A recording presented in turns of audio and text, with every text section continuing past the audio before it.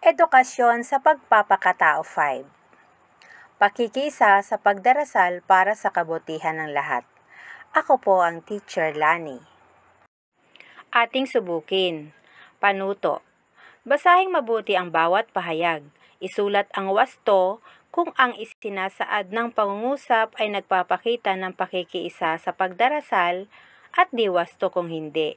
Gawin ito sa iyong sagutang papel. Unang bilang, sumasali sa pagdarasal ng pamilya. Ikalawa, natutulog sa loob ng simbahan sa tuwing dumadalo sa gawaing pagsamba. Ikatlo, ipinapanalangin ang kalusugan ng ibang tao. Ikaapat, palaging sinasama sa pagdarasal ang mga pinuno ng komunidad. Ikalima, hindi pakikialam sa anumang nangyayari sa loob ng tahanan. Ating basahin ang isang sanaysay. Isa sa kulturang Pilipino ang pagiging madasalin. Kahit na may pagkakaiba-iba tayo sa relihiyon, bukod tangi ang pagiging malapit sa Diyos. Ang kaugaliang ito ay nagpapatibay sa atin sa bawat laban ng buhay.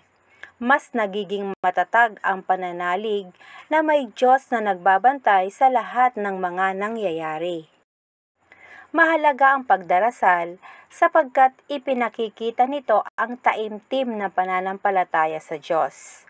Ito rin ay nagbibigay ng pag-asa at nakapagpapagaan ng damdamin ng sinumang nananalig at nagdarasal.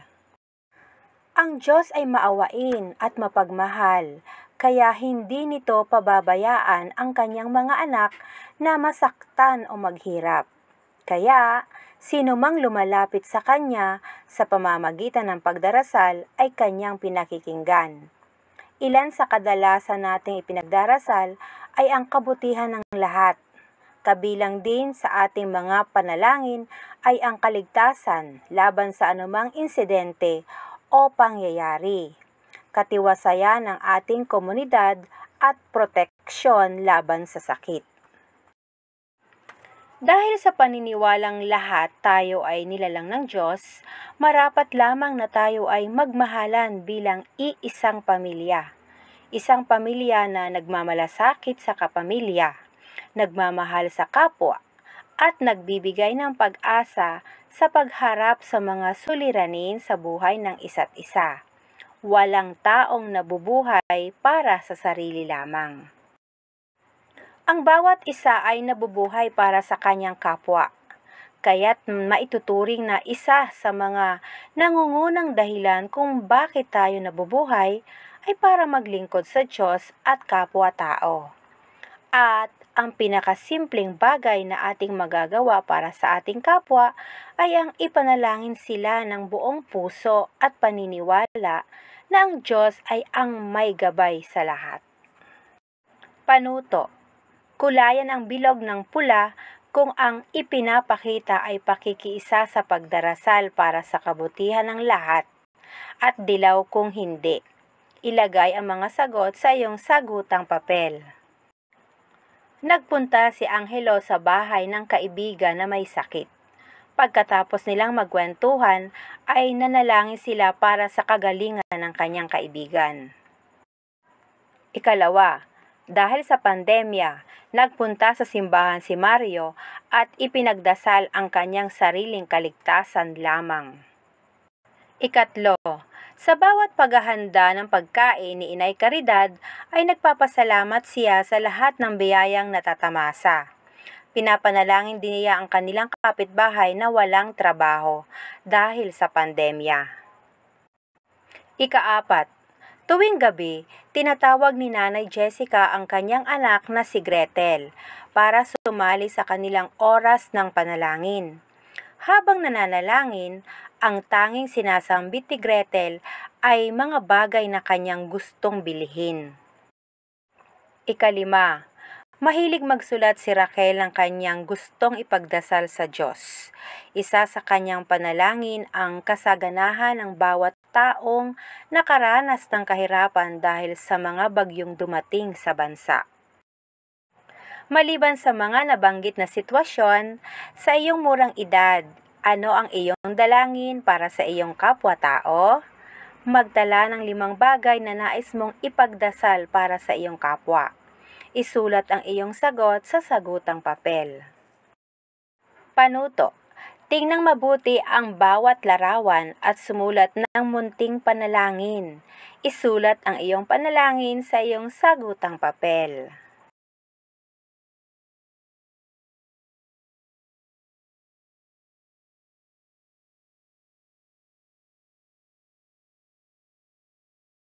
Panuto.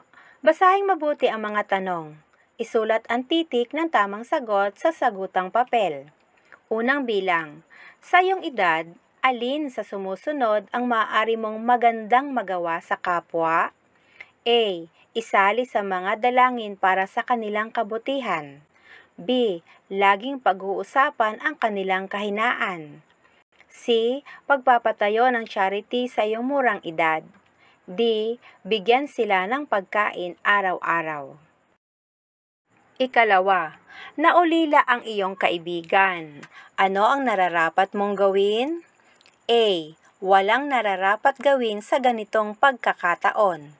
B. Ipamukha sa kanya na nawalan siya ng magulang. C. Hindi dadalaw at hahayaan na lang siyang magluksa mag-isa. D. Mag-aalay ng dasal para sa buong pamilya at makikidalamhati. Ikatlo, may lumapit sa iyo na isang matandang pulubi at humihingi siya ng pera, pero wala kang maibigay. Ano ang iyong gagawin? A. Sisigawan ang matanda. B. Hindi kikibuin ang matanda. C. Tatakbo at lalayo sa matanda. D. Sasabihin na wala kang pera at magsambit ng panalangin. Ikaapat, si Ronel ay isang Muslim at ang kanyang kaibigan na si Noel ay isang Kristiyano. Kahit magkaiba man sila ng paniniwala, ay matalik pa rin silang magkaibigan. Ano kaya ang kanilang panalangin para sa isa't isa?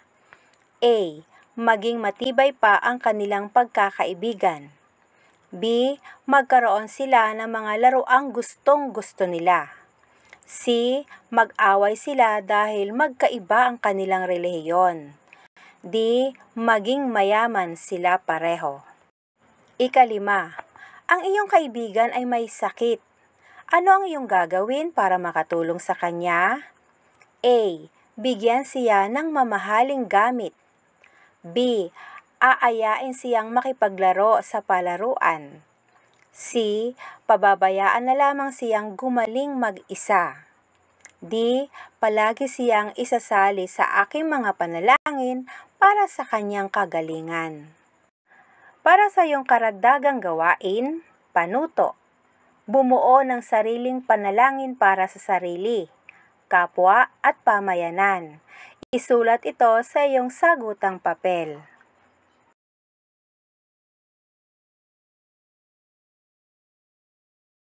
Hanggang sa muli, maraming salamat. Ako po ang Teacher Lani.